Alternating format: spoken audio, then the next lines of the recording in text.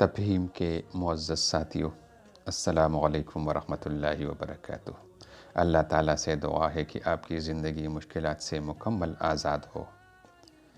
امید ہے آپ سب خیریت سے ہوں گے انشاءاللہ۔ میں اللہ تعالیٰ سے دعا گو ہوں کہ آپ سب ہمیشہ خیریت سے رہیں، آمین۔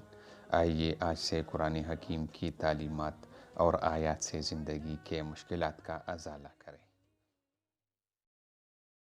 ناظرین، یرقان یا جسے پیلیا بھی کہتے ہیں، انگلش میں اسے جانڈس کہتے ہیں، اس کا علاج تو آپ کو پتہ ہوگا، لیکن آج ہم آپ کو ایک روحانی علاج بتا دیتے ہیں جس کی وجہ سے انشاءاللہ آپ کو یرقان یا پیلیا نہیں ہوگا۔ چھوٹے بچے کو یرقان، پیلیا یا جانڈس ہو گیا ہو تو ہر بار بسم اللہ الرحمن الرحیم کے ساتھ سورۃ الفاتحہ 21 بار پڑھ کر پیاس پر دم کر کے اس کے گلے میں پہنا دیجیے، انشاءاللہ شفا حاصل ہوگی۔